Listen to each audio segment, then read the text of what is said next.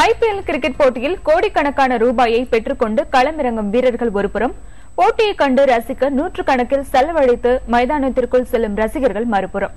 இவர்களுக்கு மத்தியில் அன்றாட வயிற்று பிழைப்பிற்காக சாலையோரம் நின்று கொடிகள் உள்ளிட்ட தோரண பொருட்களை விற்பவர்களும் இருக்கத்தான் செய்கிறார்கள். இவர்களை பற்றி ஒரு செய்தி தொகுப்பு. ஐபிஎல் கிரிக்கெட் போட்டிகள் சென்னையில் தொடங்கினாலும் தொடங்கின.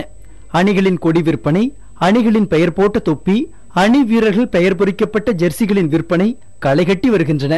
பிரம்மாண்டமான ஐபிஎல் போட்டிகள் குறித்து பலவிதமான கருத்துகள் நிலவினாலும் ஏழை வியாபாரிகளுக்கு ஐபிஎல் கிரிக்கெட் உதவிகரமாகவே இருக்கிறது. பள்ளியில் படித்துக் கொண்டே விடுமுறை தினங்களில் இதுபோன்ற விற்பனை செய்து குடும்பத்திற்கு உதவிகரமாக இருக்கிறார் கார்த்திக் என்ற இந்த சிறுவன். நான் ரெடிங்ஸ்ல இருந்து வரேன். சென்னையில மேட்ச் நடக்கும்போது விற்கிறதுக்காக வரேன். எக்ஸாம் வந்து 22ஆம் தேதி, அதனால ஐபிஎல் மேட்ச் நடக்கும்போது மேட்சுக்கு அதனால விற்கிறதுக்காக வரேன்.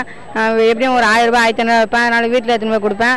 தங்களை போன்ற தெரு வியாபாரிகளை போலீசார் கருணையுடன் நடத்த வேண்டும் என கோரிக்கை விடுக்கிறார் தோரண பொருட்கள் விற்கும் இந்த லட்சுமி.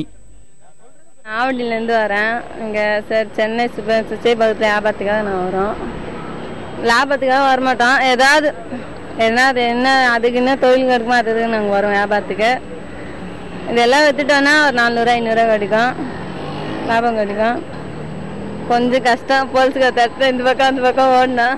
ஆவடியைச் சேர்ந்த அற்புதராஜுக்கோ இந்த சீசன் ஐபிஎல் போட்டி முடிவதற்குள் சென்னை அணி விளையாடுவதை ஒரு முறையாவது நேரில் கண்டுகளிக்க வேண்டும் என்பது விருப்பமாக இருக்கிறது.